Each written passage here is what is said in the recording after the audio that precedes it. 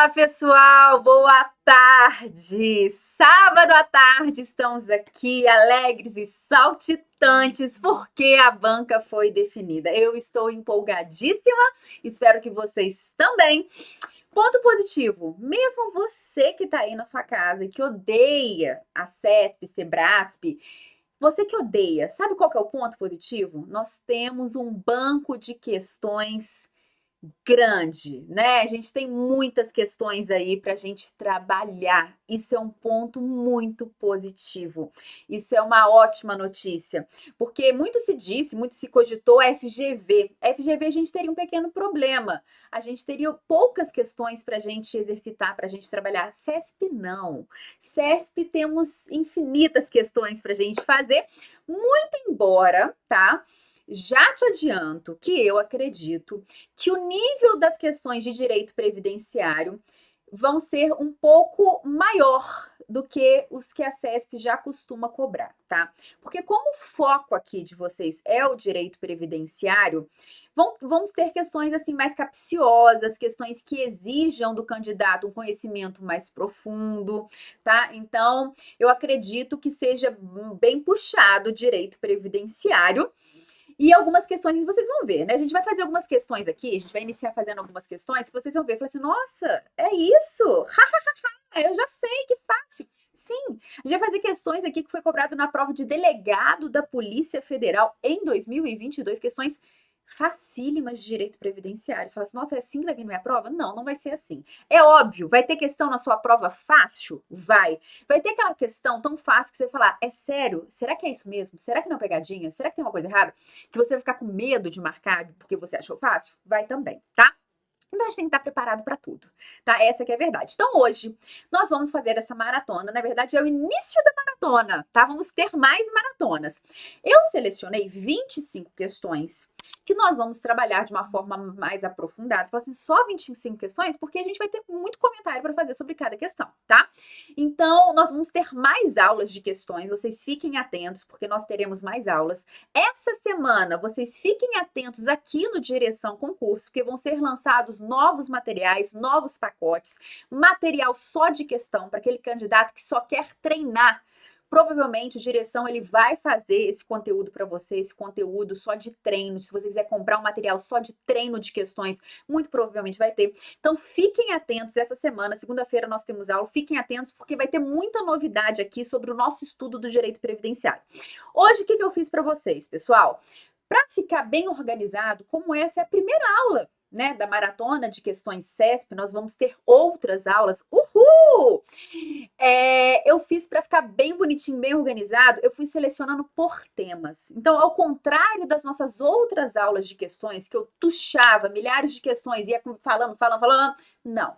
Aqui a gente vai selecionar por temas, tá? Mais ou menos 5 questões para cada tema. E vai ser assim também nas nossas próximas aulas. Pode ser que a gente tenha mais uma ou mais duas aulas de questões aí nos finais de semana. Fiquem atentos aqui no cronograma, na programação do Direção. Mas vamos ter mais aulas de questões, sim, questões CESP. Não sabemos ainda se vai ser certo ou errado ou assertiva, então vamos fazer certo ou errado e também aquelas de marcar a assertiva correta, tá ok? Então agora chega de falação e vamos para as questões. Trouxe questões recentes e questões antigas, porque eu sempre digo, vocês têm que ter cuidado na hora de fazer questões antigas, porque tem muita coisa desatualizada, muita coisa defasada. Mas temos questões antigas da CESP também que dá pra gente resolver aqui, dá pra gente fazer aqui agora, e que são boas e não estão desatualizadas, tá ok? 1, 2, 3 e já valendo, vamos iniciar comigo na tela. Começando então com História da Seguridade Social, fontes, aplicação, vigência, interpretação e integração. Seguinte, pessoal, esse tópico, quando vocês abrirem o edital do INSS, vai ter o tópico Histórico da Seguridade Social, fontes, interpretação, integração, tá? No que diz respeito a essa matéria, vocês podem fazer todas as questões da CESP. Vocês não precisam ficar preocupados com data de reforma da Previdência para fazer a questão. Vocês podem fazer todas. Tem questão de 2003, tem questão de 2006. Então, tem muita questão aí para você fazer no que diz respeito a esse tópico. História é história, tá? História é história, a única coisa que mudou na história é que agora a gente teve a reforma da Previdência, tivemos decreto, coisas atuais. Mas a parte antiga permanece a mesma, então vocês podem fazer todas as questões. Então vamos lá, primeira questãozinha. Tô falando muito porque é muita novidade. Acerca da concepção de seguridade social, julgue o item subsequente. A perspectiva universalidade prevista na concepção da seguridade social foi dificultada no caso brasileiro, tendo em vista que o mercado de trabalho é caracterizado por relações informais e de concentração de renda. Pessoal, essa é uma questão que vocês não vão encontrar em lugar nenhum. Tá? Não está escrito num livro, não vai estar escrito no seu PDF do direção, não vai um professor te contar isso numa aula. Por quê?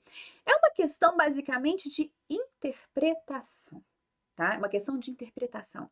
Aqui vai do conhecimento pessoal do candidato. Olha que interessante que a CESP fez. Ela não trouxe para você uma decoreba da Constituição. Ela não trouxe para você um trecho da doutrina. Ela queria saber seus conhecimentos gerais. E o que a CESP veio te perguntando? Ela veio falando o seguinte: sabe aquele princípio da universalidade da cobertura e do atendimento? Que está lá consagrado no texto constitucional, artigo 194 da Constituição Federal? Então, esse princípio, também chamado de objetivo, ele foi dificultado, no caso brasileiro, porque no Brasil tem muito trabalhador informal. Tem muito trabalhador que não trabalha de carteira assinada. E, consequentemente, se a pessoa não trabalha de carteira assinada, ela não tem contribuição previdenciária. É isso que a CES está te perguntando. E é verdadeiro ou é falso? Pessoal, verdadeiro. Quantas pessoas você conhece aí que não tem carteira assinada? Um moço que trabalha numa obra de pedreiro, mas ninguém assinou a carteira dele. Ele é empregado de uma empresa, de uma construtora, mas a construtora não assinou a carteira dele. Ou ele é empregado de um empreiteiro, mas o empreiteiro não assinou a carteira dele. Enfim, né? Quantas pessoas você conhece aí que não tem uma carteira assinada? Então, sim, no Brasil temos muita informalidade, muito trabalho informal, e o princípio da universalidade, ele fica difícil de se concretizar de uma forma muito efetiva em virtude dessa situação. Então, é isso que a CESP queria saber de você, candidato, e que não está escrito em lugar nenhum, tá ok? Então, questãozinha de 2010, tá?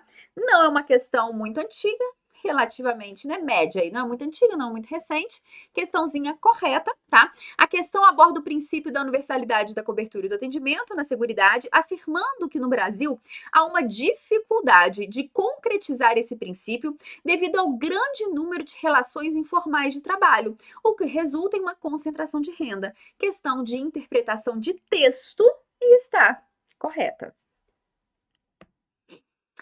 O sistema brasileiro de previdência é formado por um tripé com 3 regimes previdenciários. O regime geral de previdência social, RGPS, a cargo do Instituto Nacional do Seguro Social, INSS, o regime próprio de previdência social, RPPS, de responsabilidade do Tesouro Nacional, e o regime complementar. Várias reformas da Previdência foram implementadas com o objetivo de aumentar o grau de justiça atuarial do sistema e diminuir as disparidades entre o regime próprio e o regime geral. A respeito da Previdência Social no Brasil, assinale a opção correta. Também questão muito boa essa do Tribunal de Contas do Estado, tá? Questão de 2019. Letra A.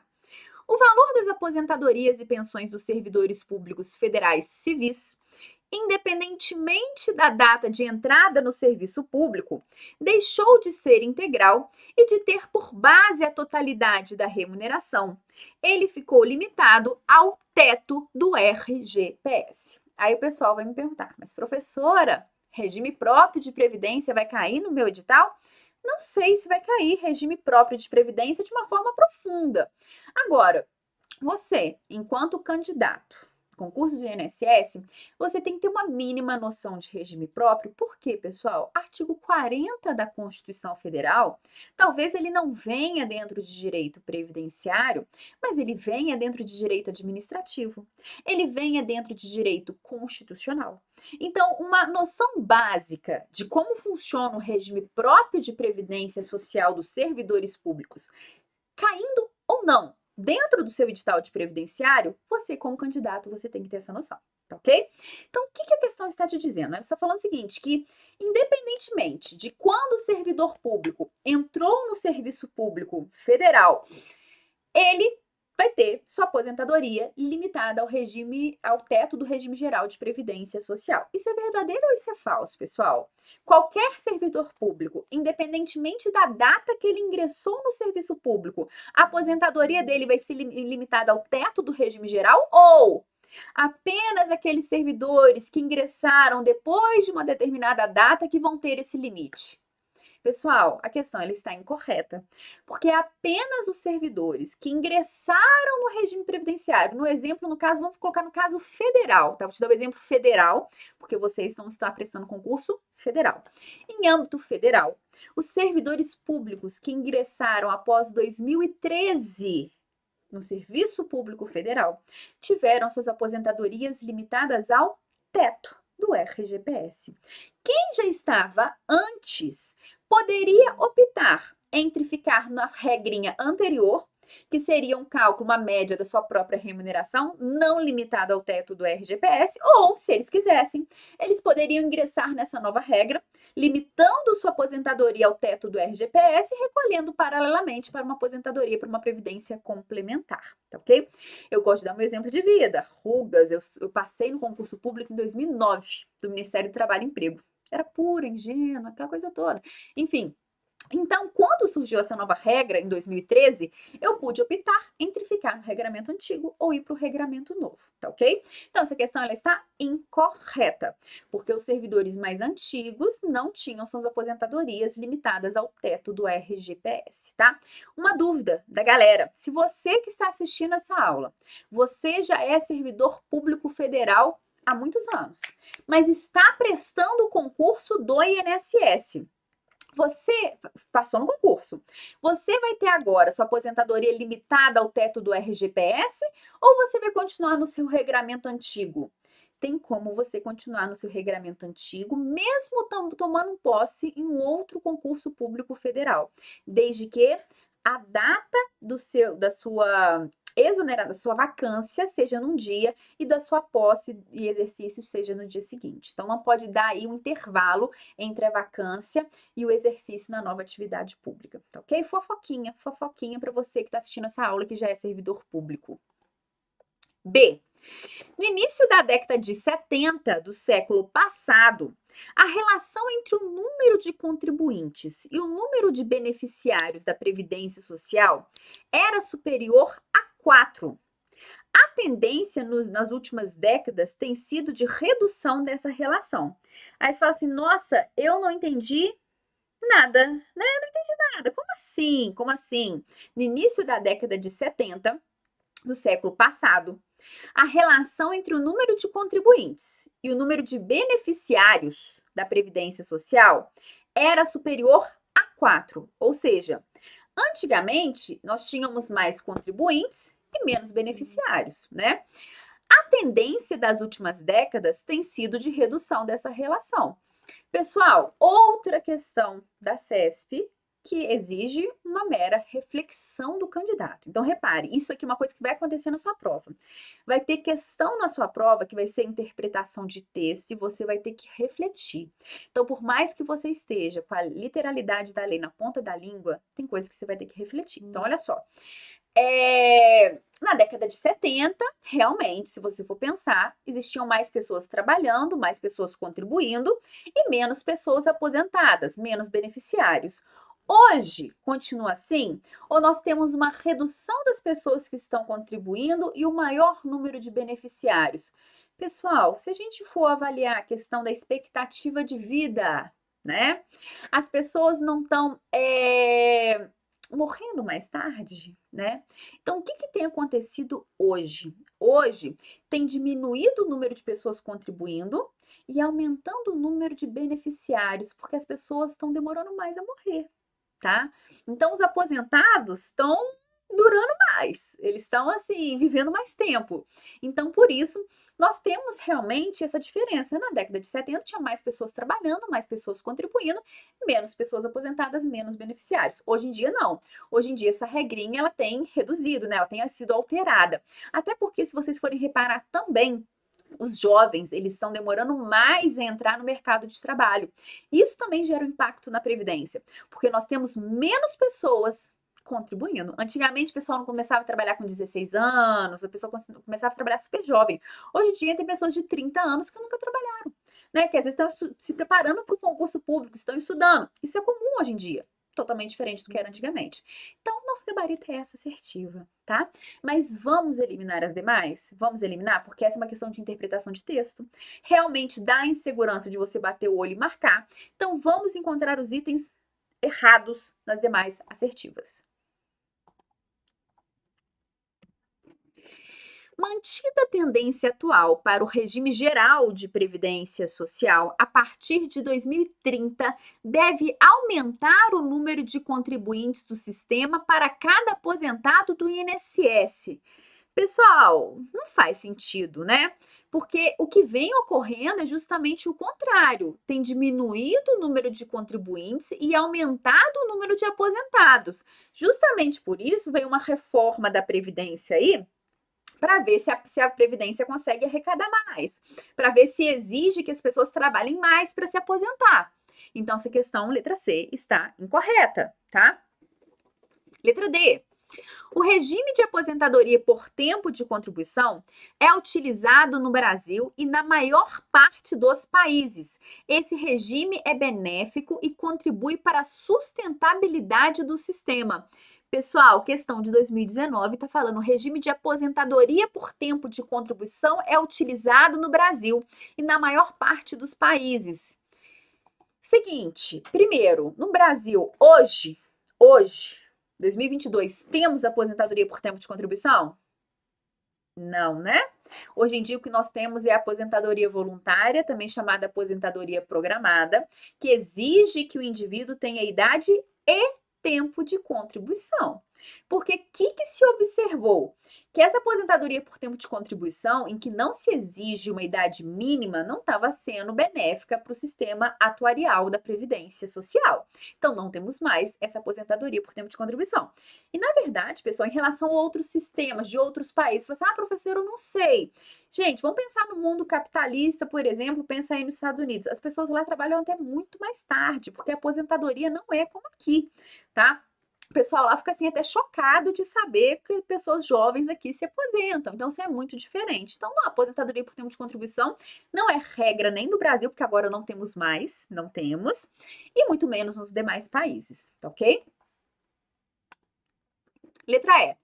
A ampliação de benefícios assistenciais previstos na Lei Orgânica da Assistência Social não influencia no déficit da Previdência.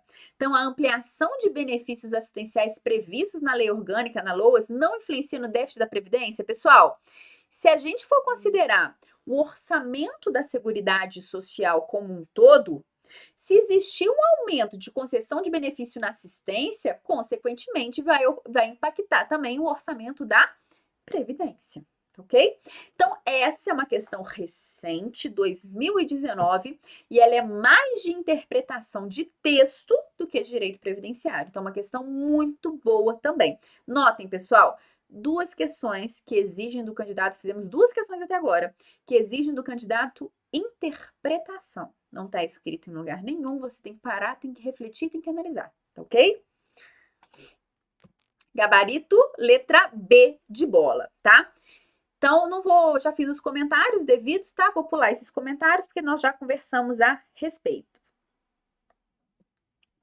Acerca da história da Seguridade Social, da política social e das políticas setoriais, considerando suas respectivas legislações, julgue o item subsecutivo. Os direitos da Seguridade Social, seja de modelo bismarckiano, seja no modelo beveridiano, tem como parâmetro histórico central os direitos do trabalho.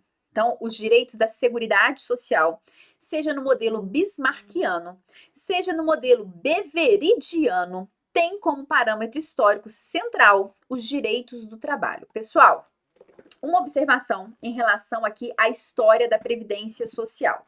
O que acontece? No seu edital, você vai ter que ficar atento. Se lá vai estar o seguinte, História da Seguridade Social, ponto final. Se vier só assim, História da Seguridade Social, ponto final, é a história da Seguridade no mundo e a história da Seguridade no Brasil. Se vier no seu edital História da Seguridade Social no Brasil, você vai focar só na história da Seguridade Social no Brasil, tá? Então, isso você vai ter que ficar atento quando o seu edital for publicado, tá? Porque para você não perder seu tempo estudando coisa que não faz sentido, né? Para que você vai estudar a lei dos pobres, né? A época, o ano das Santas Casas de Misericórdia, enfim, lei dos pobres, Constituição do México, essas coisas. Para que se você vai estudar isso se no seu edital estiver escrito só História da Seguridade Social no Brasil? Não teria necessidade, vamos economizar o HD.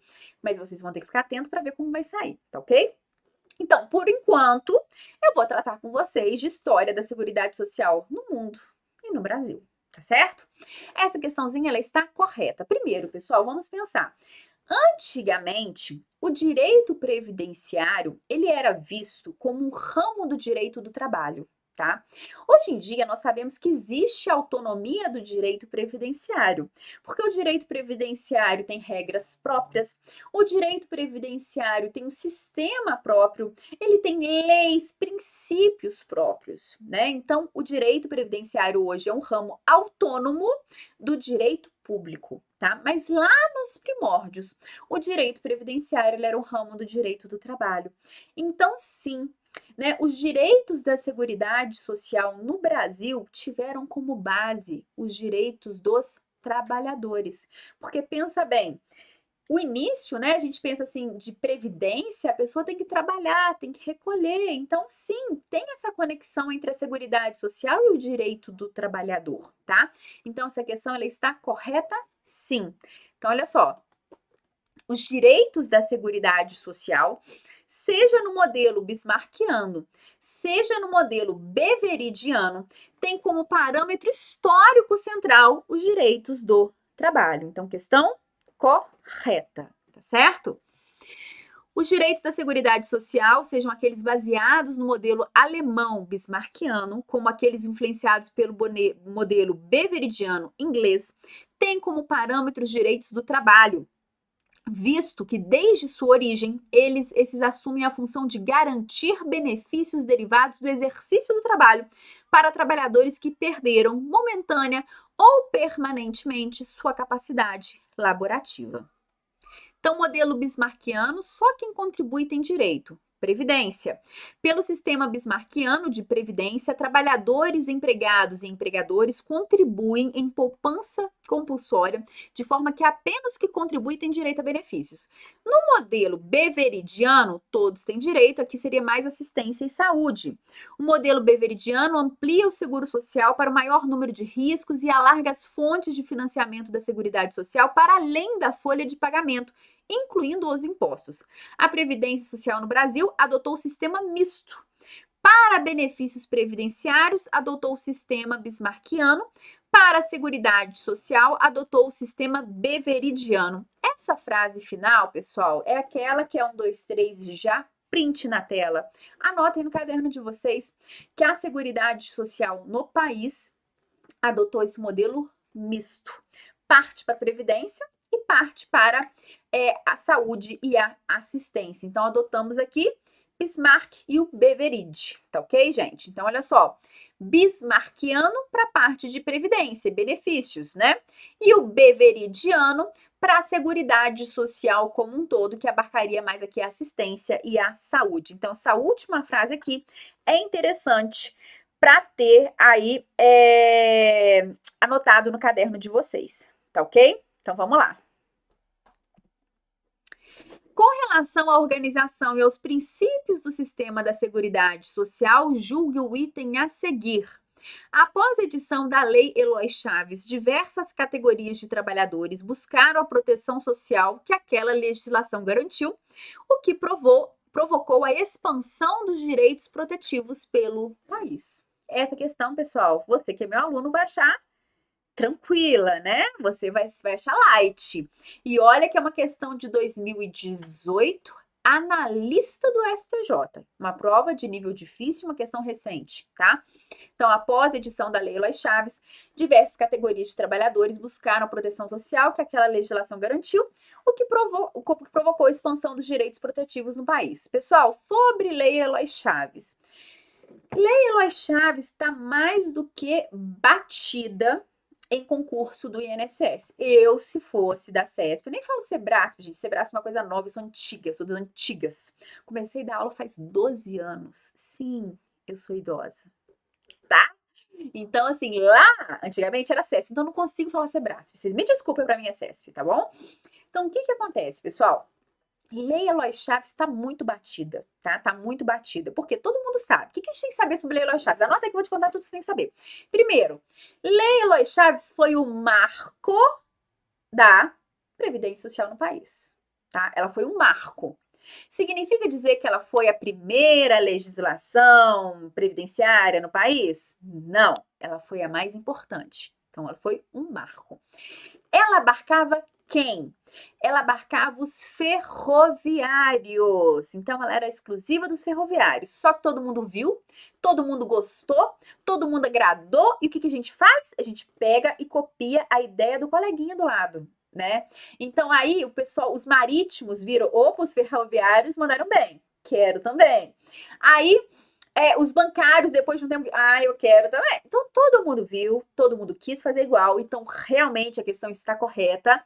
A Lei Eloy Chaves, ela provocou, né, essa ampliação do direito social no país, porque foi uma boa ideia e todo mundo quis copiar. Então, a questão ela está correta, tá? Um outro ponto importante sobre a Lei Eloy Chaves é que ela era uma assistência, vamos colocar assim, privada, tá? Ela era gerida os valores pagos pelos ferroviários, né, recolhido pelos ferroviários, ele era gerido pela própria empresa ali, pela própria empresa ferroviária, tá?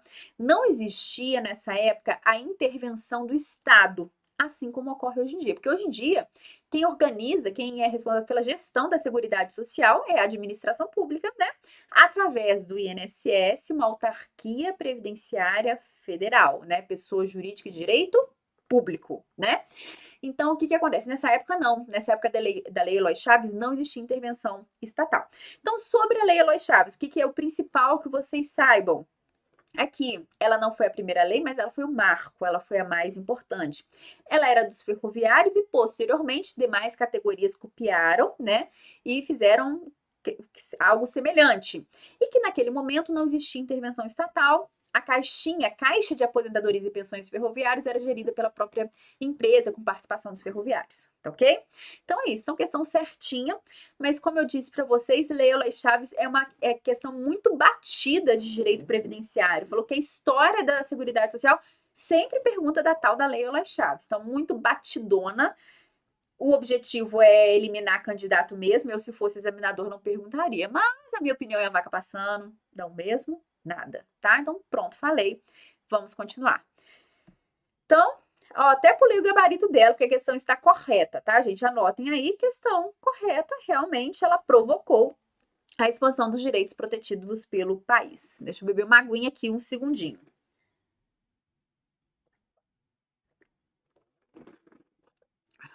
Vamos lá.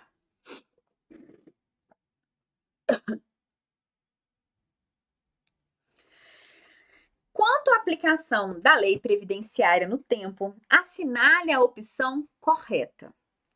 Independentemente do benefício pretendido, aplica-se o princípio tempus regit actum, a lei do tempo e que se preencham todos os requisitos para a concessão do benefício pretendido pelo segurado. Então, vamos ler novamente a primeira questãozinha. Independentemente do benefício pretendido, aplica-se o princípio tempus regit actum, a lei do tempo em que preencham todos os requisitos para a concessão do benefício pretendido pelo segurado. Pessoal, primeira questãozinha, está certa ou está errada? Essa letra A. Você que é meu aluno, você está careca de saber, porque gente, eu fico de olho no chat, eu volto nos meus vídeos para ver comentário de aluno, e não é porque eu quero ficar feliz com o pessoal que fala assim, ah, professor, eu amei, adorei, lógico, fico satisfeito, fico feliz, mas é importante um feedback, certo? Então, vira e mexe, tem gente que fala assim, ah, mas ela fala antes e depois da reforma, né, que não, isso confunde a gente. Gente, você que é meu aluno tá careca de saber que tem que saber antes e depois da reforma, porque pode cair na sua prova uma determinada situação que ocorreu antes da reforma. E se a pessoa preencheu todos os requisitos antes da reforma, ainda que ela solicite o benefício posteriormente, o regramento dela é o anterior à reforma. E a letra A está falando justamente isso, que o direito previdenciário, ele é regido por um princípio denominado tempus regit actum, né? Que significa dizer que a lei que vai vigorar para cada caso específico é a do momento que o indivíduo implementou os requisitos. É no momento que o indivíduo cumpriu todos os requisitos, tá? Então, se o indivíduo cumpriu todos os requisitos no dia 1º de novembro de 2019 para uma aposentadoria por tempo de contribuição, mas até hoje ele não pediu, ele continuou trabalhando e não pediu. Ele pode solicitar aposentadoria por tempo de contribuição, ainda que hoje não tenhamos mais, por conta da aposentadoria voluntária, aposentadoria programada, ele pode solicitar aposentadoria por tempo de contribuição? Sim. Se ele preencheu todos os requisitos antes do dia 13 de novembro de 2019, ele vai ter direito àquele benefício previdenciário. Isso é o princípio do tempus regit actum. O que importa é a lei do momento em que o indivíduo cumpriu os requisitos para a concessão dos benefícios. Então, letra A de cara é o nosso gabarito, ok? B.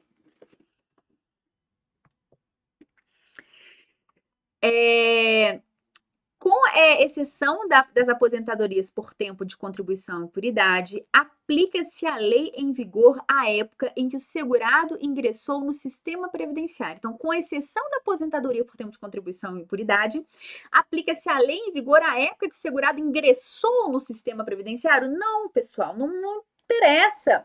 A época que o indivíduo ingressou no sistema previdenciário, e sim o momento que ele cumpriu os requisitos para a concessão do benefício, tá ok?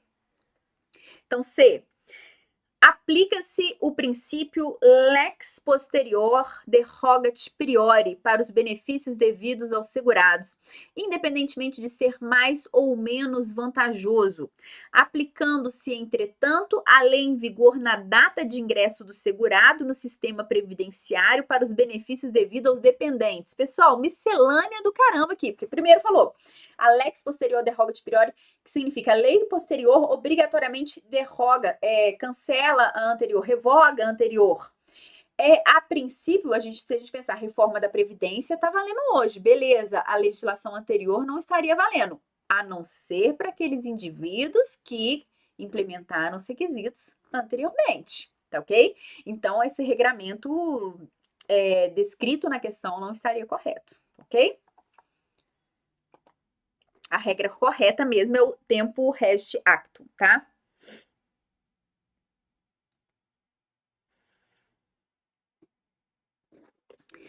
Independentemente do benefício pretendido, será adotada a interpretação que mais se aproxima do ideal de justiça, pautando em princípio valorativo e finalístico, segundo o qual se aplica a lei mais vantajosa ao segurado. Pessoal, aqui não é igual ao direito penal, que se aplica a legislação mais favorável ao réu. Não tem essa história, sabe? Que é mais favorável o segurado, coitadinho dele, coitadinho do menino.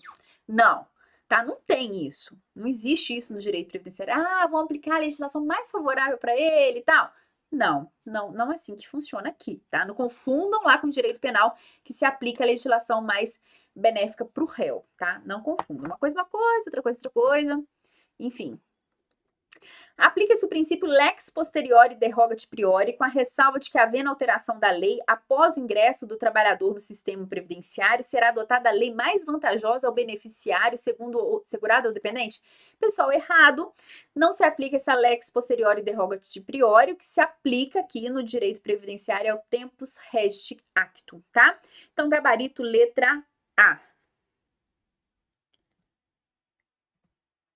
Agora vamos então para mais um tema, manutenção da qualidade de segurados dependentes. Então, 2 temas a partir de agora. Primeiro, questão recentíssima, 2022. Maria, empregada doméstica, separada judicialmente de João, autônomo, e possui com ele 2 filhos, Joana, menor, e Vitor, com 24 anos, inválido. Maria não recebe qualquer auxílio financeiro de João. Acerca da situação hipotética, assinale a opção correta. Pessoal, já anota aí que na sua prova vai vir, no mínimo, uma questão de dependente, tá? No mínimo. Eu chutaria 2 ou 3 questões de dependentes. É um tema que sempre é muito cobrado em direito previdenciário. Dependentes dos segurados, tá? Então, essa parte tem que saber muito bem sabida. Letra A. Maria é considerada dependente de João para fins previdenciários. Gente, a Maria, ela é separada judicialmente do João e ela não recebe nada do João. Ela não depende financeiramente do João. Logo, Maria não é nada do João, ela não é dependente do João, tá? Então, nada, não é dependente, já era. Maria não é considerada dependente, letra A está errada. B. A dependência financeira de Vitor a João deve ser comprovada por início de prova material. Deixa eu ver, o Vitor é o filho, né? Com 24 anos e inválido. Pessoal, o que a gente tem que saber? Que os dependentes, em relação aos dependentes de primeira classe, não é necessário comprovar nada. Existe uma presunção de dependência, tá? Então, o filho, presume-se que o filho inválido é dependente do segurado. Então, não precisa comprovar dependência econômica, não precisa comprovar nada, existe uma presunção de dependência. Atenção, então, regra geral. Em relação aos dependentes de primeira classe, cônjuge, companheiro, filhos menores de 21 anos ou inválidos, não é necessário comprovar dependência econômica. Quem que a gente teria aqui que comprovar dependência econômica? O enteado tem que comprovar dependência econômica, o menor tutelado tem que comprovar dependência econômica e o ex-cônjuge tem que comprovar dependência econômica. Então, enteado, menor tutelado e ex-cônjuge são, sim, dependentes de primeira classe, desde que comprove dependência econômica. Então, falar aqui, que o Vitor, ele deve comprovar a dependência por início de prova material, não precisa comprovar por início de prova material, porque presume-se que ele seja dependente, né? Então, C. A filiação de Maria ocorrerá com pagamento da primeira contribuição à Previdência Social. A Maria é empregada doméstica, né, pessoal? Aqui vocês têm que se lembrar, essa questão também tá lindíssima, maravilhosíssima, porque vocês têm que se lembrar a diferença entre filiação e inscrição. Vocês lembram-se disso? A filiação ocorre com o início da atividade remunerada, contribuindo ou não. A pessoa pronto trabalhou, pronto está afiliada ao regime geral de previdência social. Já a inscrição, de fato, vai ocorrer com as contribuições previdenciárias, tá? Lembrando que para a grande maioria dos segurados, né, sabe aquela história, aquele seu tio chato que chegava no Natal, no Réveillon, naquela reunião de família, te perguntava quando você era pequeno, quem vem primeiro, o ovo ou a galinha? Não tem essa piada? Quem vem primeiro, o ovo ou a galinha? Então, aqui quem vem primeiro, a filiação ou a inscrição? Para os segurados obrigatórios, a filiação ocorre antes da inscrição, ou seja, a pessoa não trabalha para depois recolher, então primeiro ela está afiliada para depois ela está inscrita, né? Então, para os segurados obrigatórios é assim, exceção para o segurado facultativo. Segurado facultativo não exerce atividade remunerada, logo, ele se inscreve e se filia ao mesmo tempo, com o mesmo ato, tá certo? Então, olha só. A filiação de Maria ocorrerá com pagamento da primeira contribuição à Previdência Social. Errado, tá? A inscrição dela que vai ocorrer com a primeira contribuição. A filiação, pessoal, ocorre com o início da atividade remunerada, tá ok?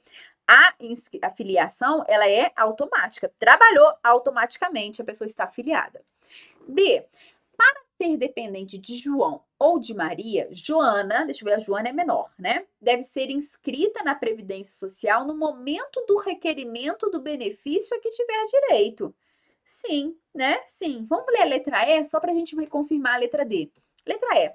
A filiação de Vitor à Previdência Social deveria ser feita por João ou Maria na data da constatação da invalidez? Não, pessoal. Gabarito letra D, tá? Então, para ser dependente de João ou de Maria, Joana deve ser inscrita na Previdência Social no momento do requerimento do benefício a que tiver direito. Gabarito letra D. Olha só. O INSS, o Regime Geral de Previdência Social, só descobre quem é segurado no momento da... Deixa eu pegar meu carregador, gente, calma aí. No momento em que o indivíduo, que o dependente, vai receber algum benefício previdenciário. Ninguém chega lá no INSS avisando: olha só, minha esposa é minha dependente, tá? Deixa ela inscrita aí direitinho como dependente. Ou então, olha, eu tenho um filho de tantos anos, ele é dependente, fica inscrito aí. Não.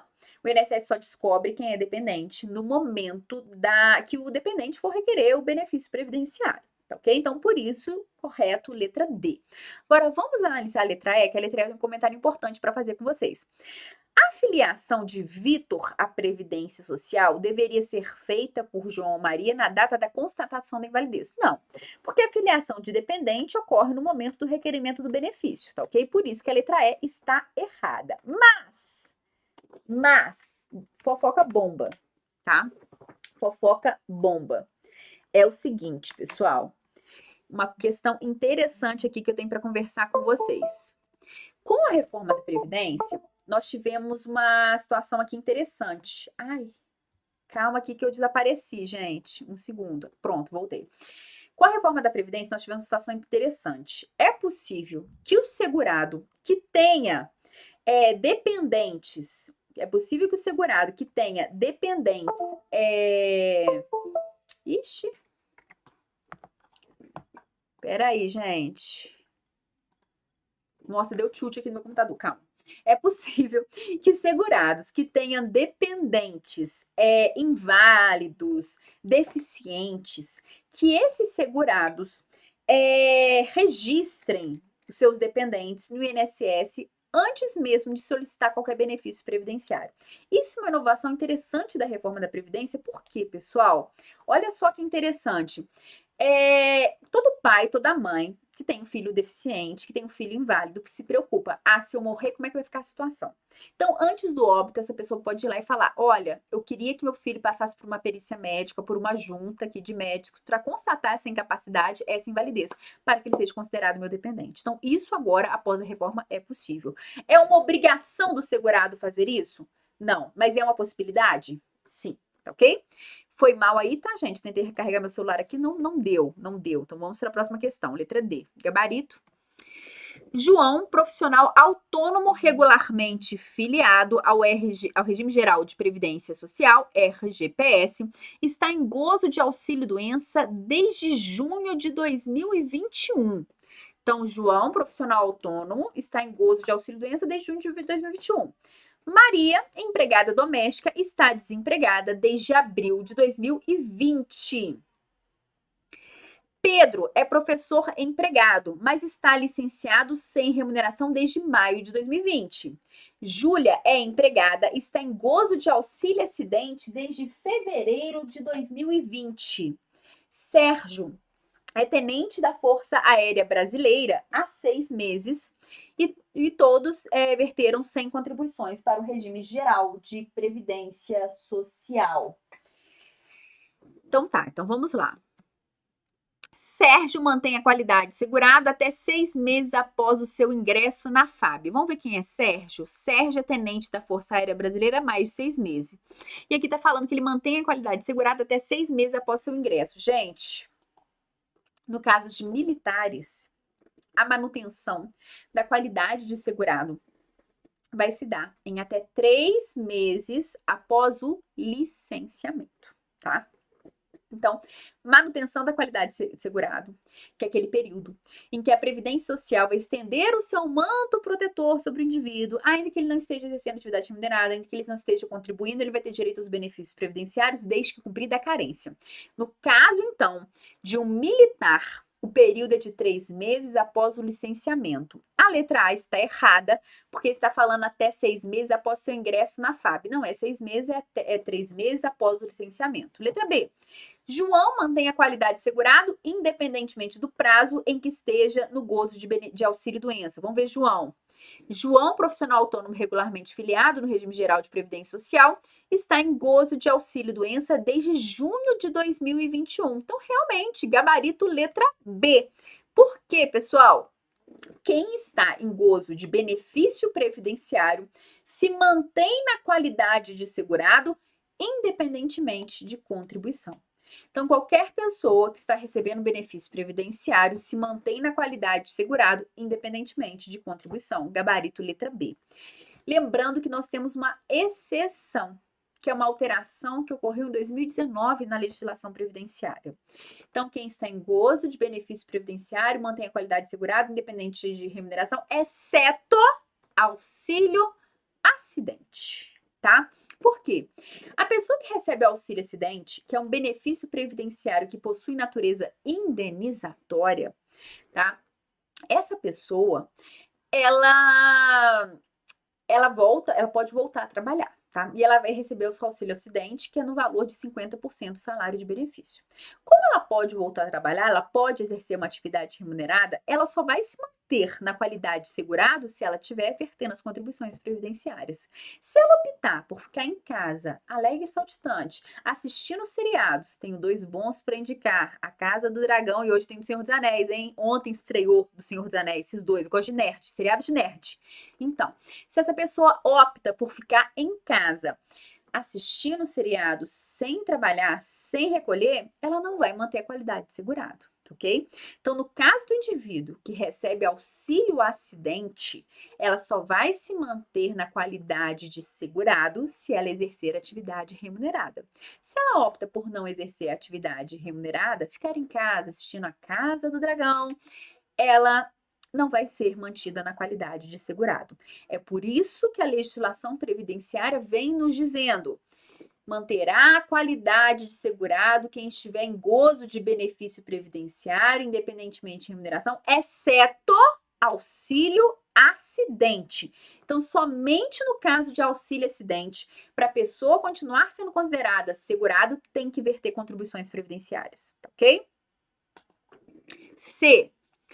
Maria mantém a qualidade de segurado por 24 meses, prorrogável por mais 12 meses. Vamos ver a história de Maria, vamos ver se está certo ou se não está isso aqui. Se Maria realmente mantém a qualidade ou não. Vamos ver isso aqui. Cadê a Maria? Opa, calma, gente, calma.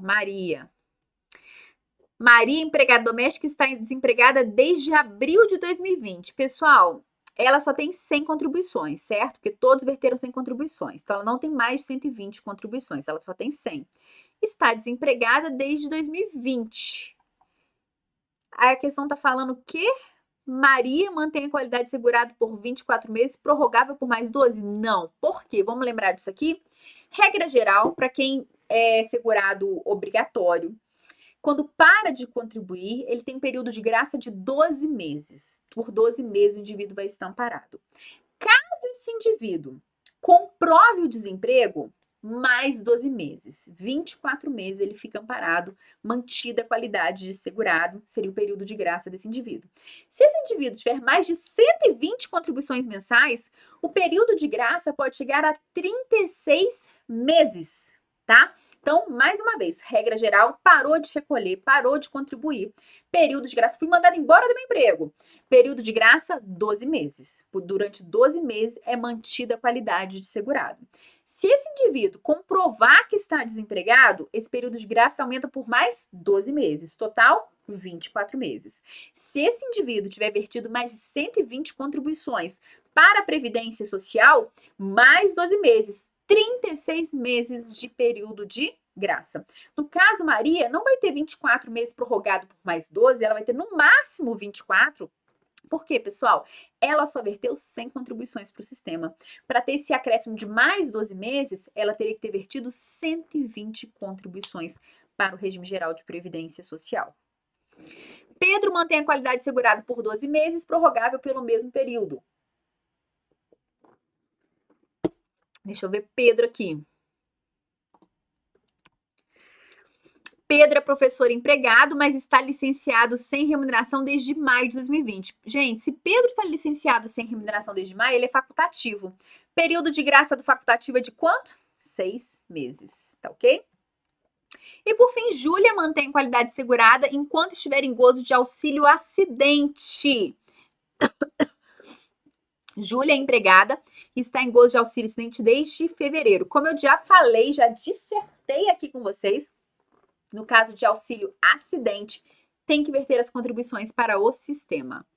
Então, gabarito letra B. Pessoal, aqui não é intervalo, tá? Me aguenta 1 segundo, eu só vou pegar água. Minha água acabou, minha garganta tá seca. Aguenta 1 segundo, não é intervalo, eu volto já já.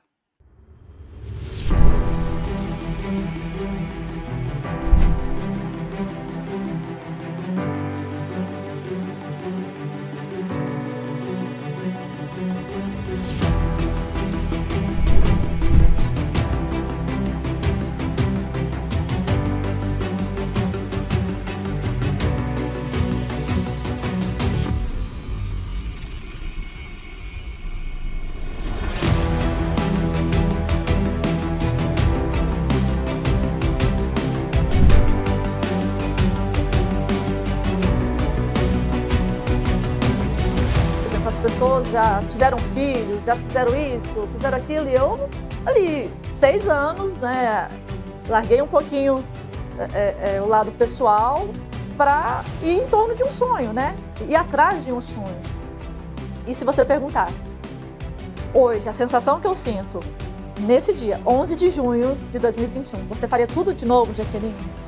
Há 6 anos, você tomaria a mesma decisão? Eu vou te falar, eu tomaria. Voltei. Questão 8. No item subsequente, é apresentada uma situação hipotética acerca de direito previdenciário, seguida de uma assertiva a ser julgada. Antônio já trabalhou para diversas empresas jurídicas e, apesar de ter ficado alguns períodos sem contribuir para a Previdência Social, nunca perdeu sua qualidade de segurado. Então, sempre, né, manteve a qualidade de segurado, beleza.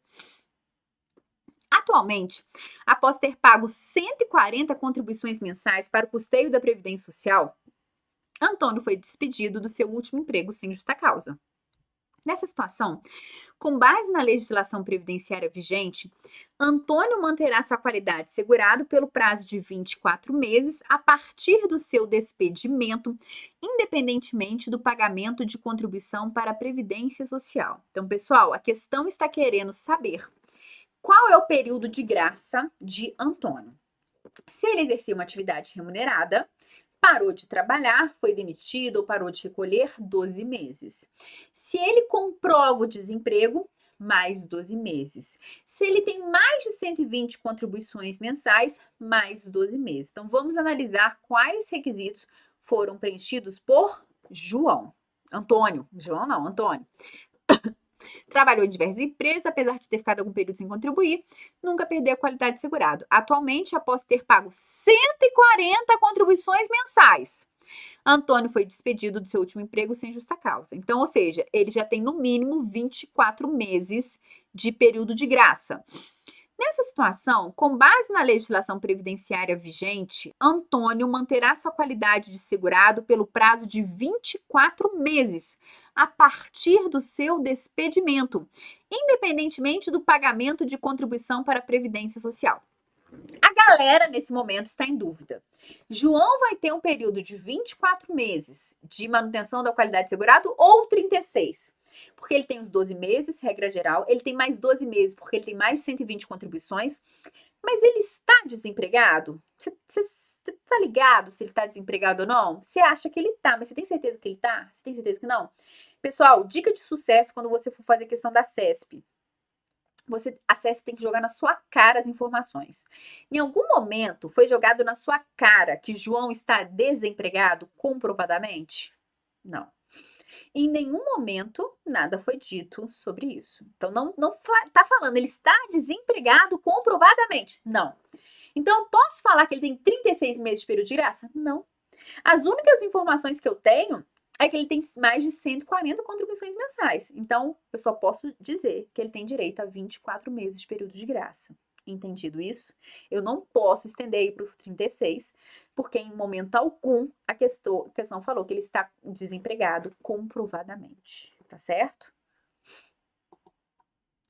Então, questão B, falei B, a questão está correta, tá ok?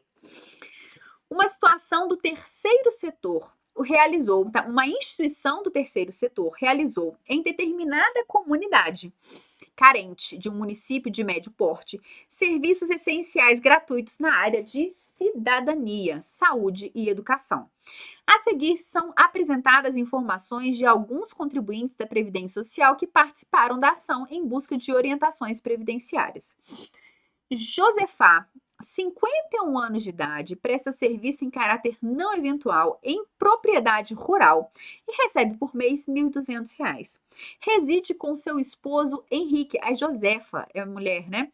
Reside com seu esposo Henrique, eu não sei o que é. Reside com seu esposo Henrique, de 54 anos de idade e trabalhador informal na construção civil, com seu genitor José, de 80 anos de idade e com 2 filhos do casal. Miguel, de 19 anos de idade, estudante, e Manuel, de 23 anos de idade, que está desempregado.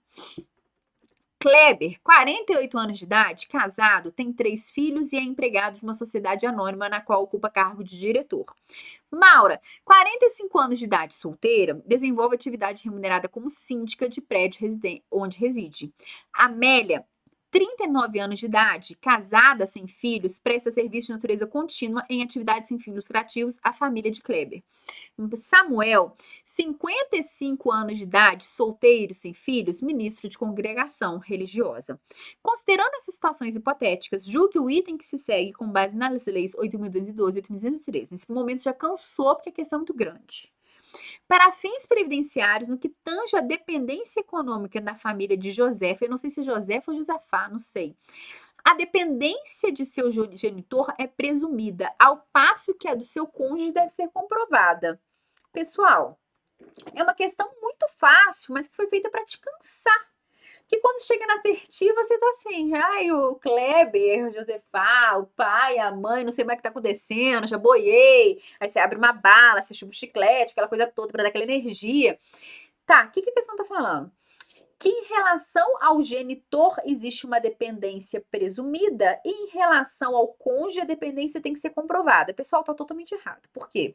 Como eu disse a vocês, em relação aos dependentes de primeira classe, existe uma dependência presumida. Não é necessário comprovar a dependência econômica do cônjuge. Deus que me livre e guarde, bate na madeira. Gucci Baby Love, marido do amor, falece. Credo, né? E aí, eu tenho que comprovar que eu dependo dele financeiramente para receber pensão por morte? Não, porque eu não dependo dele financeiramente. E ainda assim, eu vou ter direito à pensão por morte, porque a dependência em relação aos cônjuges de primeiro grau, ela se presume.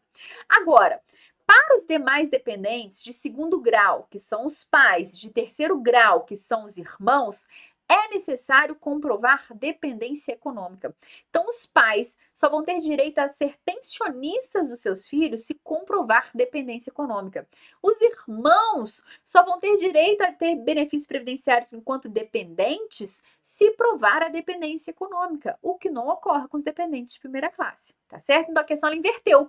Ela falou que presume a dependência do genitor e tem que comprovar em relação ao cônjuge. É o contrário.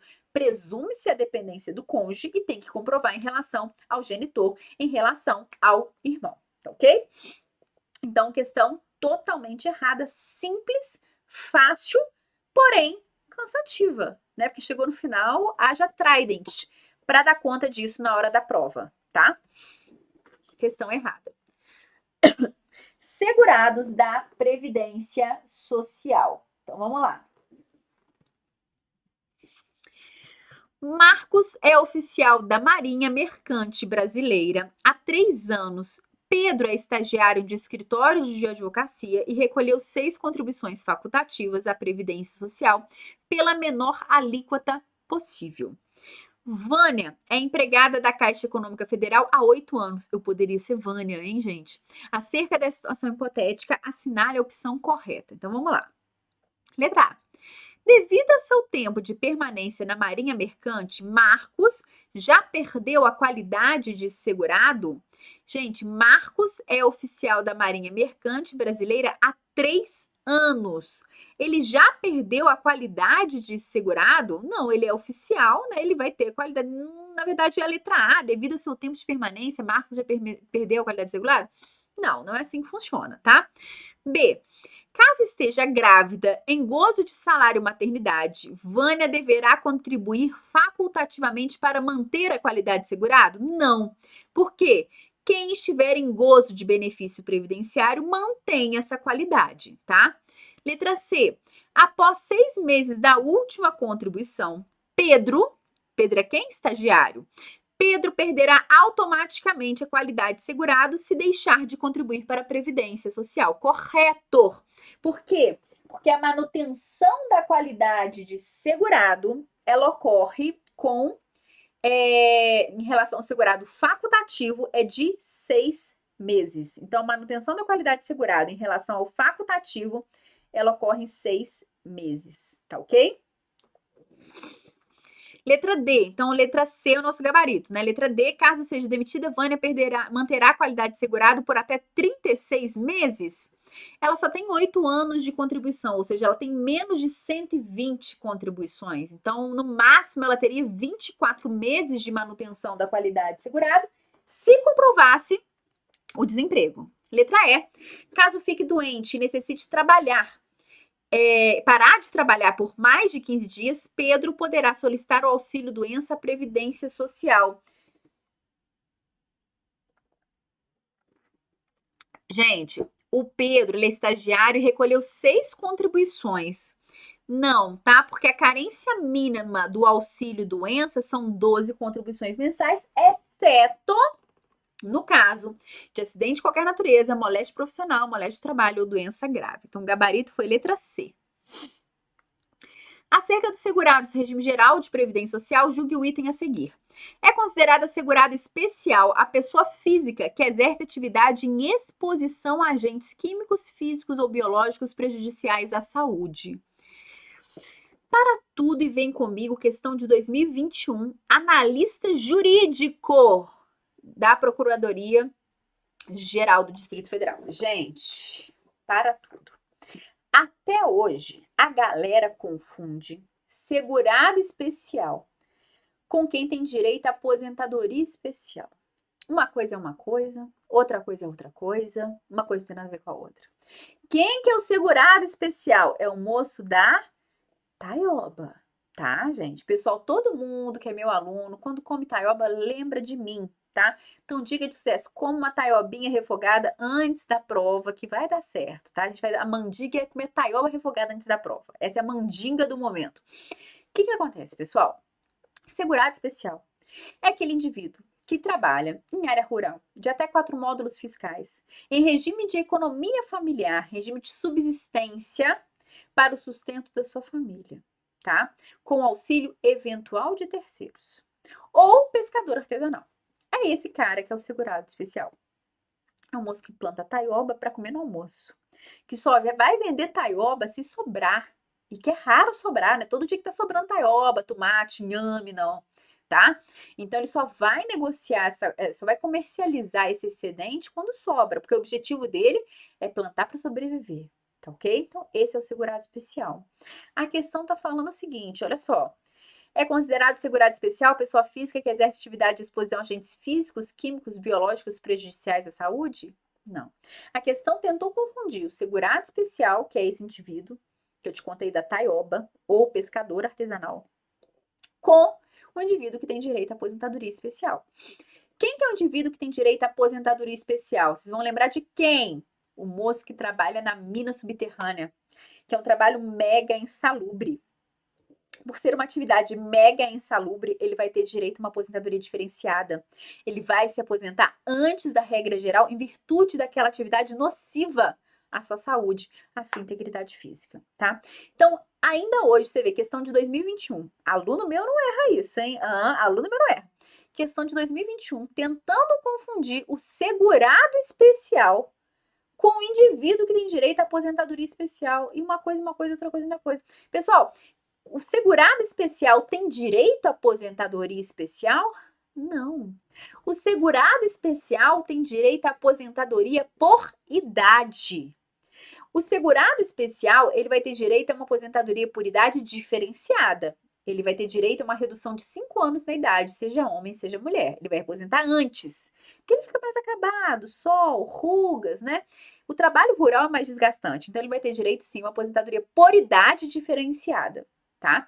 Agora, a aposentadoria especial é para essa outra galera que trabalha com atividade insalubre. Uma pergunta que as pessoas fazem: professora, se fala que não tem mais hoje aposentadoria por idade nem por tempo de contribuição. O que temos hoje é uma aposentadoria programada, é uma aposentadoria voluntária. Sim, mas em relação aos trabalhadores rurais, e nele estão compreendidos os segurados especiais, em relação a esses trabalhadores rurais, segurados especiais, mantém o regramento da aposentadoria por idade.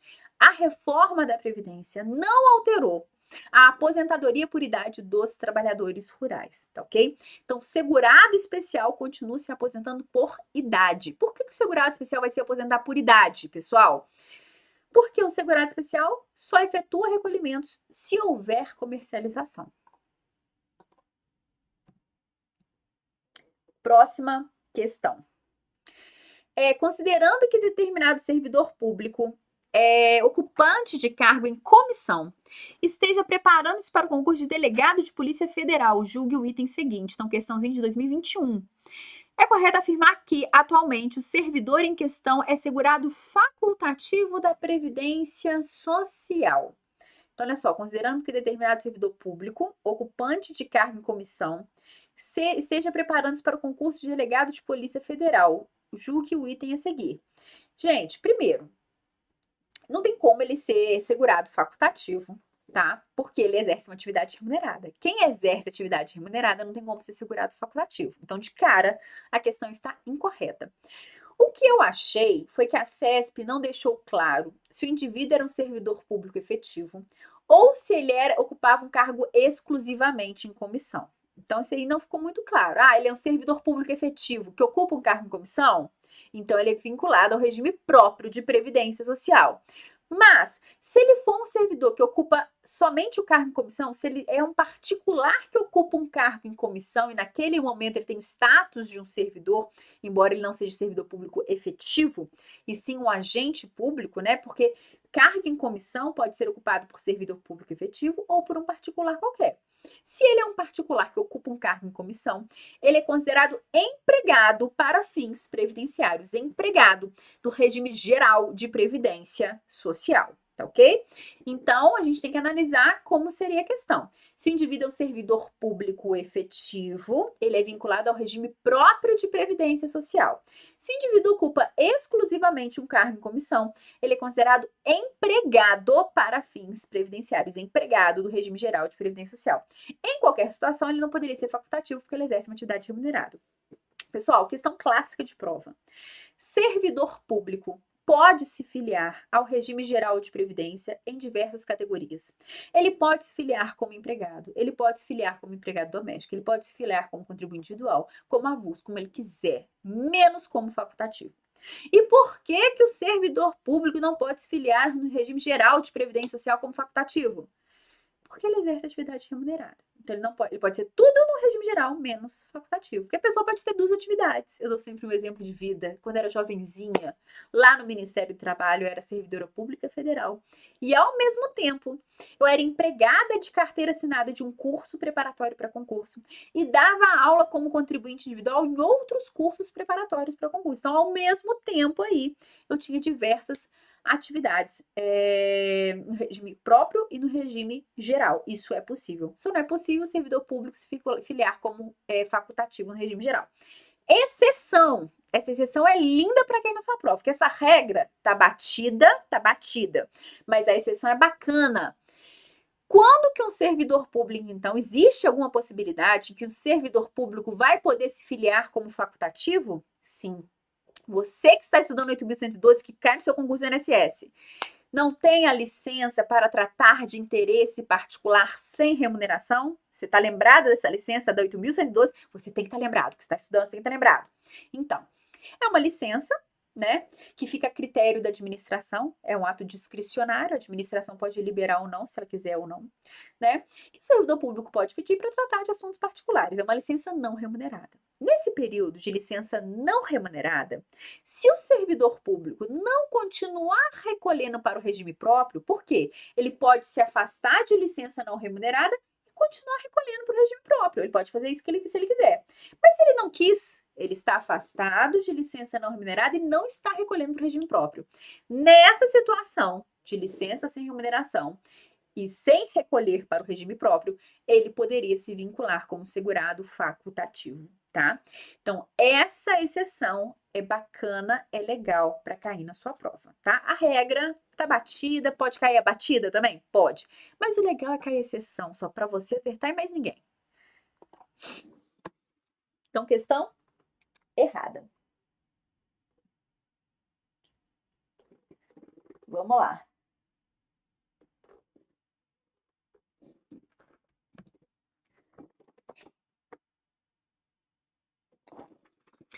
O ministro de confissão religiosa e o membro de instituto de vida consagrada de congregação de ordem religiosa são enquadrados como contribuinte individual. Correto, né, pessoal? O padre, o pastor, essa galera aí é considerada contribuinte individual. Em relação a esse tema, pessoal, de beneficiários do regime geral de previdência social, vocês podem sim fazer todas as questões que vocês encontrarem pela frente, tá? Por quê? Você vai memorizando isso aqui, quanto mais questão você fizer. Igual isso aqui, você vai falar, gente, tô em dúvida, o padre é empregado, o padre é contribuinte individual, o que o padre é da vida, o que o pastor é da vida? Contribuinte individual, tá? Então, simples, não tem muito comentários a fazer. O legislador optou para ser dessa forma, então, ministro de confissão religiosa ou membro de vida consagrada, tô falando do padre, tô falando do pastor, essa galera religiosa é contribuinte individual e ponto final, tá? Sem muitos comentários a fazer aqui. Questão correta. Os empregados de empresa pública federal, a tia aqui, lembra da tia empregada da Caixa Econômica, são beneficiários do regime próprio de previdência social dos servidores públicos da União, gente? Não. É empregado público, a tia de vocês, advogada da Caixa Econômica Federal, é empregada do regime geral de previdência social. Tanto que o povo, todo mundo me chamava de louca, né? Porque eu saí do serviço público federal, eu era servidora pública efetiva do regime próprio e fui para o regime geral, né? O pessoal fala, você é doida? Você vai largar o serviço público efetivo para ser empregada pública? Sim, a remuneração era bem melhor, então pronto, eu fui. Sou mercenária, entendeu? Eu trabalho, né? Porque só que eu gosto, não trabalho para ganhar dinheiro. Tá? Pronto, contei. Eu amo. Dar aula eu amo, tá, gente? Dar aula eu amo. Mas aquele trabalho maçante, dia a dia ali, gosto com moderação. Que eu gosto mesmo de dar aula, que a gente vem aqui bater um papinho, descontrai, fala de seriados, entendeu? É assim, isso que eu gosto. Mas enfim, né? Fui porque era melhor e tal. Mas a pior parte de ser empregado público, gente, é ser filiado ao Regime Geral de Previdência Social, INSS. Que INSS faz tudo errado. Por favor, futuros servidores, façam as coisas certas, tá? Dei entrada em auxílio-doença quando eu tava grávida, que tinha uns probleminhas na gravidez. Dei tudo errado, auxílio-doença. Salário materno, tudo errado. Tudo errado, gente. Meu Deus do céu. Comecem a fazer as coisas certas, pelo amor de Deus. A parte ruim de ser empregada pública é ser do regime geral de previdência social. Então agora vocês nunca mais vão esquecer, porque eu te conto uma fofoca da minha vida e você nunca mais esquece, tá ok? Então é empregado público, não é do regime próprio, não. É do regime geral de previdência social, tá ok? Então vamos lá. Não é segurado empregado da Previdência Social. Então, qual a opção aqui? Não é empregado. Gente, para tudo. Olha nos meus olhos aqui rapidinho. Essa questão 16 é aquela que você vai memorizar. Por quê? É uma questão que em toda a aula de segurados da Previdência Social eu comento com os meus alunos. Então, se você não é meu aluno, vire meu aluno. Por quê? Regra geral, falou da pessoa que foi trabalhar no exterior, é empregado. Ah, fulano foi trabalhar no exterior para a União, empregado. Fulano foi contratado por uma empresa para trabalhar no exterior, empregado. Só tem uma única exceção em que o indivíduo vai ser contribuinte individual. Então, o que vocês vão fazer? Vocês vão memorizar essa única situação em que o indivíduo é contribuinte individual. Então, o indivíduo contratado por organismo internacional do qual o Brasil seja membro efetivo para trabalhar no exterior.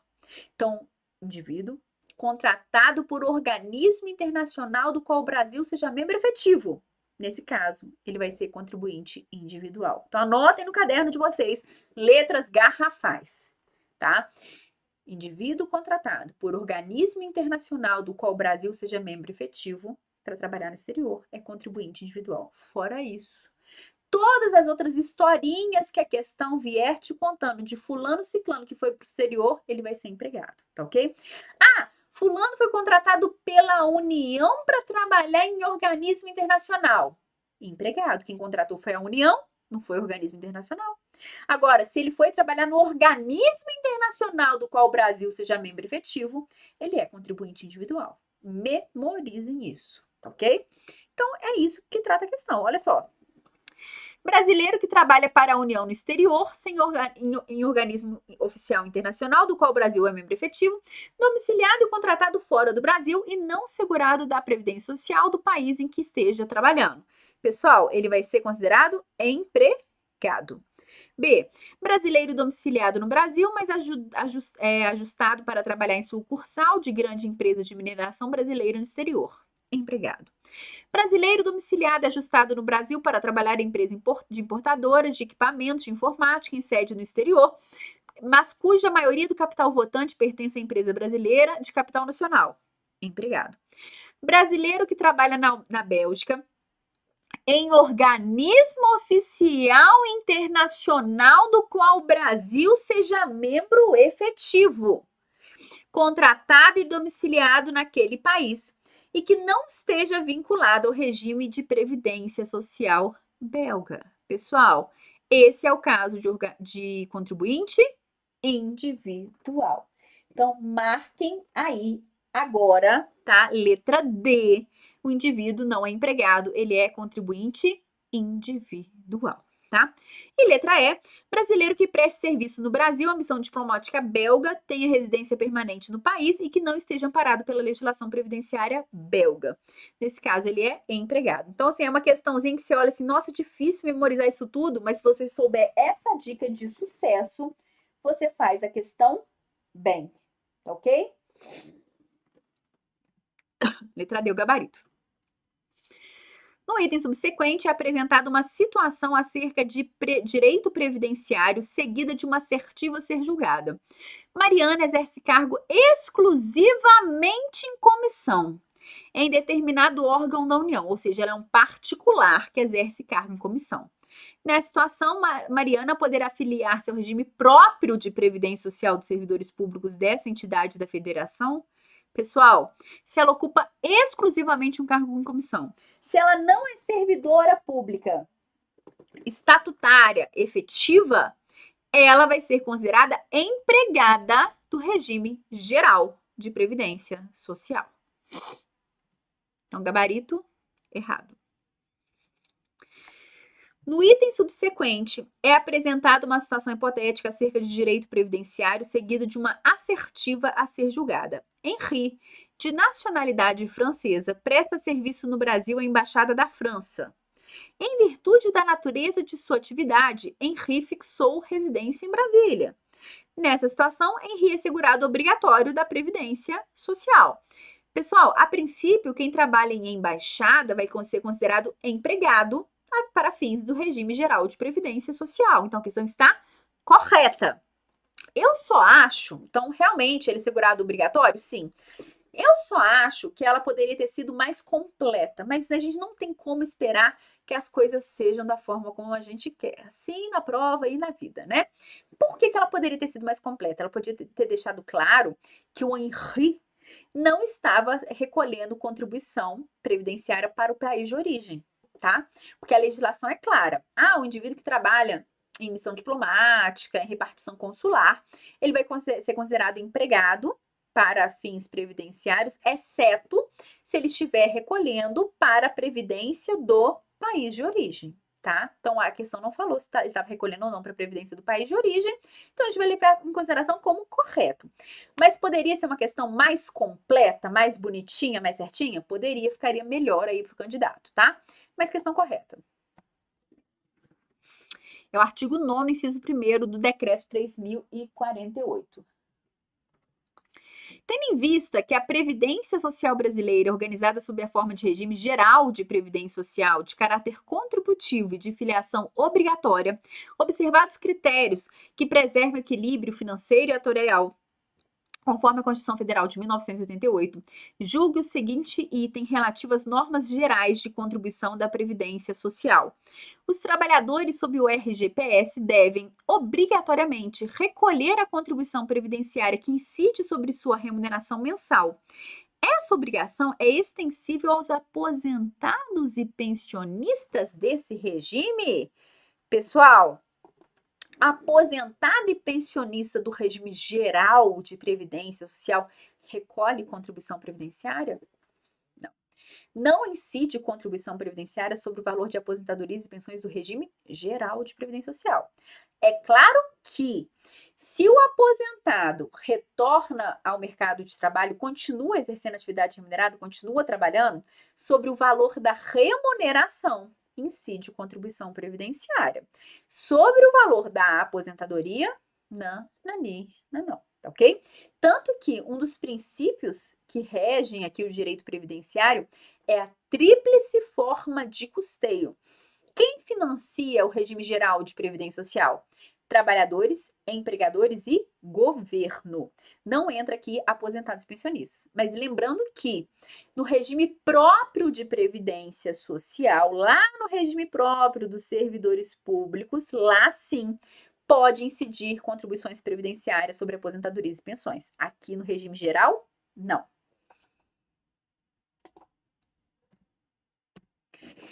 Tendo em vista que a Previdência Social brasileira é organizada sob a forma de Regime Geral de Previdência Social, RGPS, de caráter contributivo e de filiação obrigatória, observados critérios que preservem o equilíbrio financeiro e atuarial, conforme, já li isso, não, é outra questão, conforme a Constituição Federal de 1988, julgue o item relativo às normas gerais de contribuição da Previdência Social.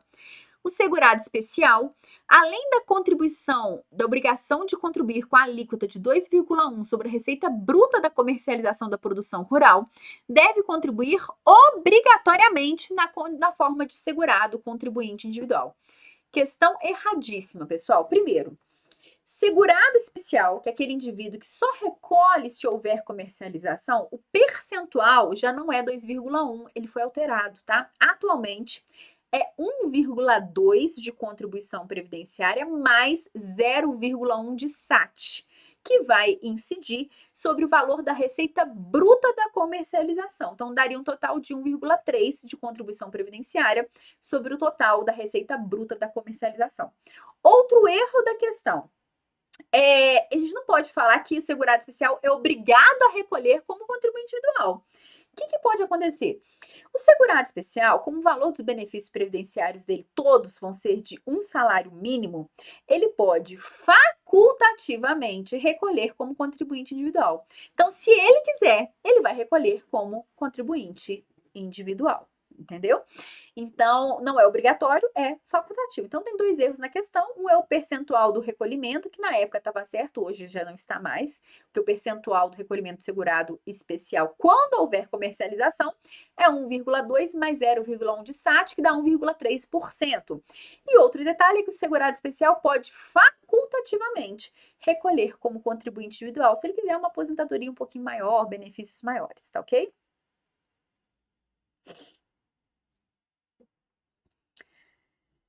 Então, questão errada. Carência e salário de benefício. Considerando a legislação aplicável e a jurisprudência dos tribunais superiores acerca do regime geral de previdência social, julgue o item que se segue. Os benefícios de aposentadoria por invalidez e auxílio-doença independem de carência quando originários de causa acidentária por qualquer natureza. Questão corretíssima. De fato, auxílio-doença e aposentadoria por invalidez regra a carência de 12 contribuições mensais. Exceção, acidente de qualquer natureza, moléstia profissional, moléstia do trabalho e doenças consideradas doenças graves não exigem carência, ok? Então, nessas 3 situações, não há carência para auxílio-doença e aposentadoria por invalidez. O auxílio-doença hoje é denominado, após a reforma da Previdência, em benefício por incapacidade temporária. A aposentadoria por invalidez é denominada hoje em aposentadoria por incapacidade permanente. Atenção! A nomenclatura, ela alterou, mas a CESP, em algumas questões, mesmo após a reforma da Previdência, ela mantém a nomenclatura antiga. Então, para a gente, tanto faz se ela vai chamar o auxílio-doença de auxílio-doença ou de benefício por incapacidade temporária. Se ela vai chamar aposentadoria por invalidez de aposentadoria por invalidez ou aposentadoria por incapacidade permanente, tá? Porque mesmo após a reforma, ela mantém o vocabulário antigo, não é técnico, mas dá para fazer questão normalmente, tá ok? Então, questão simples, fácil, 2018. Vai ter questão fácil na sua prova? Vai. Você vai ficar com medo de marcar de tão fácil? Sim, tá? Mas seja firme e foco que vai com fé que você sabe, tá? Você sabe o que você está fazendo. Na relação jurídico-tributária, a figura do sujeito passivo disciplinada pelo artigo 121 do Código Tributário Nacional. Como espécie de sujeição passiva, temos os contribuintes, que são aqueles que mantêm uma relação pessoal e direta com a ocorrência do fato gerador. E também os responsáveis tributários, que, sem se revestir a condição de contribuintes, têm na lei obrigação imposta. Acerca dos tributos incidentes na folha de pagamentos, julgue o próximo item. Considera-se salário de benefício para fins de lei de custeio da Previdência Social para o empregado e trabalhador avulso a remuneração auferida em uma ou mais empresas, assim entendida a totalidade dos rendimentos pagos, devidos ou creditados a qualquer título durante o mês, destinados a retribuir o trabalho. Pessoal, galera, confunde muito o conceito de salário de benefício com o conceito de salário de contribuição. O que é salário de contribuição? É a base de cálculo para a incidência das contribuições previdenciárias. É o que da remuneração daquele indivíduo vai ser levado em consideração para a incidência de contribuições previdenciárias. É isso, o salário de contribuição. E o salário de benefício, o que seria? O salário de benefício, atualmente, após a reforma da Previdência, é a média aritmética de todas as contribuições e é a base de cálculo da grande maioria dos benefícios previdenciários. Então, salário de benefício é a base de cálculo para a maioria dos benefícios previdenciários. Antes da reforma, era a média aritmética dos 80% maiores contribuições. Após a reforma, média aritmética de 100% das contribuições. Então, não confundam o conceito de salário de benefício com o conceito de salário de contribuição. Salário de benefício, hoje, 100% da média das contribuições, e esse salário de benefício é a base de cálculo para a grande maioria dos benefícios previdenciários. Já o salário de contribuição é o que vai ser considerado a título de contribuição para incidência das contribuições previdenciárias. O que vai se levar em consideração para incidir as contribuições previdenciárias? Essa questão que a gente acabou de fazer está errada. Por quê? Ela confundiu o conceito de salário de benefício com salário de contribuição. Ela vem falando, o salário de benefício do avulso é a remuneração paga, devida, acreditada? Não, esse seria o conceito do salário de contribuição, ok? Porque salário de benefício, para todas as categorias de segurado, é o mesmo, 100% da média de todas as contribuições. Questãozinha errada. Acerca do período de carência, julgue o item abaixo. A perda da qualidade de segurado não prejudica o direito à aposentadoria se todos os requisitos para sua concessão já tiverem sido preenchidos e tiverem de acordo com a legislação em vigor à época em que esses requisitos foram preenchidos. Então, a perda da qualidade de segurado não prejudica o direito à aposentadoria se todos os requisitos para sua concessão já tiverem sido preenchidos e tiverem de acordo com a legislação em vigor à época em que esses requisitos foram atendidos. Essa é uma questão muito legal, que eu gosto muito de dar um exemplo na sala de aula, tá? Meu sonho, até parece que sou preguiçosa, eu trabalho igual uma condenada, tá? Quero pessoa 1000 empregos, né? Mas o que acontece? É o exemplo que eu gosto muito de dar em aula, que é o seguinte: era uma vez um indivíduo que trabalhou dos 20 aos 35 anos, só.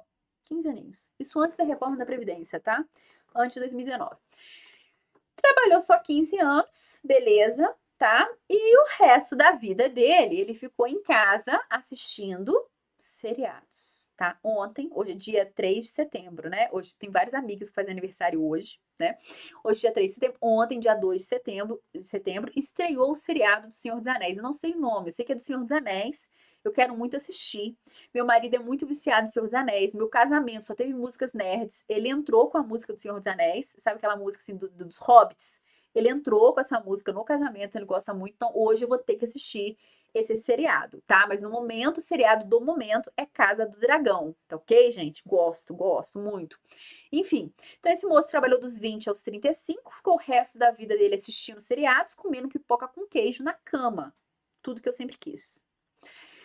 E chegou nos 65 anos, ele foi lá pleitear a aposentadoria dele por idade, isso antes da reforma. Ele poderia se aposentar por idade? Ele só trabalhou dos 20 aos 25. Nunca mais trabalhou na vida. Com 65 ele poderia se aposentar? Sim. Por quê? Requisitos da aposentadoria por idade antes da reforma: idade, 65 anos, e carência, 180 contribuições mensais, que daria 15 anos. Ele cumpriu. Ah, mas ele perdeu qualidade de segurado, certo? Dos 35 aos 65, ele nunca mais trabalhou. Ele perdeu qualidade de segurado. Sim, beleza. Por quê? Para ter direito à aposentadoria por idade, aposentadoria por tempo de contribuição e aposentadoria especial, ainda que o indivíduo tenha perdido a qualidade de segurado, ele vai ter direito ao benefício previdenciário desde que cumpridos os requisitos mínimos. Então, essas categorias de aposentadoria, não é necessário que o indivíduo esteja na qualidade de segurado para pleitear o benefício previdenciário. Isso é muito interessante, né? Ele não precisa estar na categoria de segurado. Ele pode ter perdido a categoria de segurado, mas cumpriu os requisitos, ele vai ter direito ao benefício. O que não ocorre com os outros benefícios previdenciários, como auxílio-doença, salário-maternidade. Esses outros benefícios que exigem uma carência, é necessário que o indivíduo, ele tenha, se ele perdeu a qualidade de segurado em algum momento, é necessário que ele consiga recolher, no mínimo, metade da carência do benefício para conseguir resgatar período de contribuição anteriormente à perda da qualidade de segurado, tá? Então, em relação a esses outros benefícios, que não seja aposentadoria por idade, aposentadoria por tempo de contribuição e aposentadoria especial, para aqueles indivíduos que perderam a qualidade de segurado, que ficaram muito tempo sem trabalhar, muito tempo sem recolher, para que eles tenham direito ao benefício, eles têm que cumprir metade da carência do benefício para resgatar o período de contribuição anteriormente à perda da qualidade de segurado, tá? Assistam minha aula de manutenção da qualidade de segurado de carência, que eu dou 1000 exemplos sobre isso, tá ok? Então, essa questãozinha, ela está correta, tá, pessoal? Corretíssimo, artigo 102 da Lei 8.213. Então, vamos lá.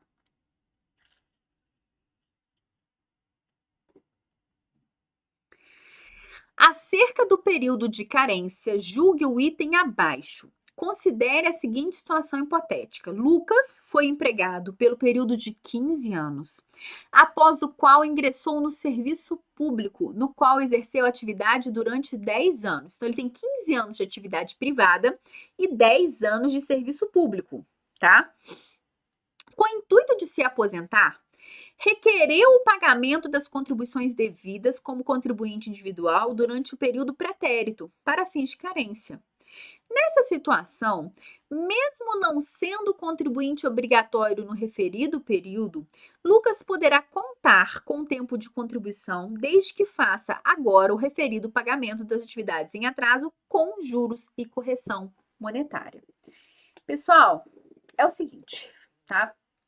É possível que um contribuinte individual que trabalhou durante determinados anos sem recolher, ele vai lá e indenize a Previdência Social para ter direito à contagem daquele tempo como tempo de contribuição? Sim, é possível, o que é muito comum, né? Às vezes a pessoa, contribuinte individual, gente, não gosta de pagar, não gosta de recolher contribuição previdenciária. É diferente de um empregado que já vem com contra-cheque com desconto da contribuição. O contribuinte individual não gosta de tirar dinheiro do bolso para recolher. É essa a verdade da vida. Então é muito comum uma pessoa deixar de recolher durante um período e chegar lá no final, opa, quero aposentar. Eu posso indenizar a previdência desse período que eu não recolhi? Sim, é super possível fazer isso, fazer essa indenização. Só que para isso, esse indivíduo ele tem que comprovar que ele exerceu a atividade como contribuinte individual. Então, um dentista ele tem que comprovar os períodos de atividade. Um advogado ele tem que comprovar esse período de atividade para poder recolher como contribuinte individual. Agora, qual que é o erro da questão? Olha só. Nessa situação, mesmo não sendo contribuinte obrigatório no referido período, Lucas poderá contar com esse tempo de contribuição desde que o faça agora o referido pagamento das prestações em atraso com juros e correção monetária. Gente, o facultativo, o indivíduo que não é contribuinte individual, pode indenizar a previdência do tempo para trás? Não tem como. Por quê? Antes de se inscrever como facultativo, né? No momento que ele era facultativo, ele não exerceu atividade remunerada. Ele não tem como indenizar a previdência do período dele de facultativo. Essa prerrogativa de indenizar a previdência social de um período pretérito só vai ocorrer em relação ao contribuinte individual e ele tem que provar que ele exerceu atividade remunerada. Ele tem que provar que ele era filiado, embora não estivesse inscrito. Então, isso não é possível ser feito em relação ao facultativo, tá ok? Então, a questão está errada, porque o Lucas, ele estava querendo indenizar a previdência, contar um tempo de contribuição que não existiu.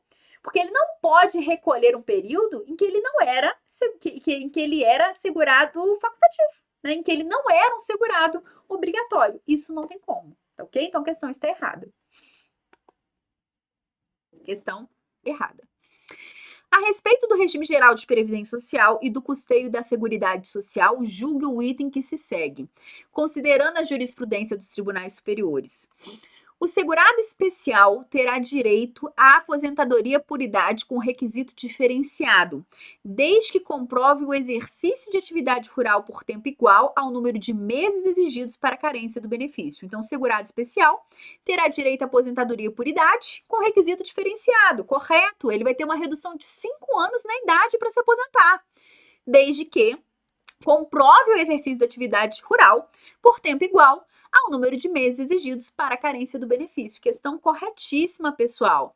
O que acontece? Em relação ao segurado especial, que é um trabalhador rural, a reforma da Previdência não alterou a aposentadoria por idade dos trabalhadores rurais. O homem rural se aposenta com 60 anos de idade. A mulher rural se aposenta com 55 anos de idade, cumprida a carência de 180 contribuições mensais. Como o segurado especial não necessariamente vai efetuar recolhimentos mensais, ele tem que comprovar 180 meses de atividade rural. Então, questão corretíssima em relação ao segurado especial. Então, pessoal, finalizamos aqui. Foi bom estar com vocês, brincar com vocês. Porque, gente, sábado à tarde, mais de 500 alunos aí, que alegria. Podem rir da minha cara, mas na época da Xuxa, sabe quais eram os desenhos? Era Thundercats, tá? Era Comandos em Ação, era She-Ra, era He-Man. Hoje em dia, o que a gente tem, gente? Hoje em dia a gente tem Peppa Pig. Eu tentei ver com a minha filha, não agradei, nem deixa ela ver, não gostei daquilo não. Achei chato, entendeu? Hoje em dia é isso aí que a gente tá tendo, entendeu? Não, o negócio é Comandos em Ação, Thundercats, entendeu? Isso que era legal, Capitão Planeta, vocês lembram disso? Isso que era bom, era isso que era bom na vida. Enfim, tá? Estou falando isso porque eu cantei a música da Xuxa, porque foi bom estar com vocês aqui nesse sábado à tarde de questões da CESP. Concurso da INSS está chegando, a gente não tem como mais a gente fugir, tá aí. Fiquem de olho na nossa programação do Direção Concursos, vai ter muita novidade para você que seguir aqui comigo.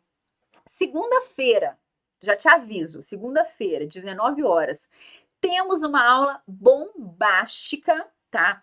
que vai ser de recursos administrativos no INSS, temas gerais e recursos administrativos, que é uma das matérias que foi mais cobrada no último concurso, que a galera simplesmente dá aquela ignorada, porque aquela decorebinha de lei, então o povo ignora com força, mas é uma questão super importante, super cobrada, e é isso que nós vamos tratar segunda-feira. Fiquem de olho na nossa programação. Vamos ter mais aulas de questões, vamos ter pacote exclusivo só de questão, para você que quiser fazer todas as questões de prova da CESP comigo, vamos ter aí para frente um pacote. Bem provavelmente vamos iniciar outro projeto, vamos ter mais projetos aí. Então, segunda-feira eu faço um convite. Vem assistir minha aula, tá? 19 horas, porque o tema é bomba, importantíssimo para sua prova. Tivemos alterações em 2020. E fiquem atentos aí às novidades. Então, foi um prazer estar aqui com vocês. Espero ter contribuído no aprendizado de vocês no direito previdenciário, espero ter trazido aí coisas novas, né? Porque quanto mais a gente estuda, algumas questões ficam batidas, né? Porque a gente vai chegando no nível de estudo, no nível de conhecimento de direito previdenciário, que algumas questões realmente elas ficam batidas, né? Eu sempre tento trazer novidades, eu sempre tento assim acrescentar, crescer no conhecimento de vocês. Então, espero ter contribuído aí e que minha missão tenha sido cumprida, tá? Um grande abraço, um bom final de semana. Continuem firmes, que agora já o edital tá vindo aí pra gente. Abração e até a próxima!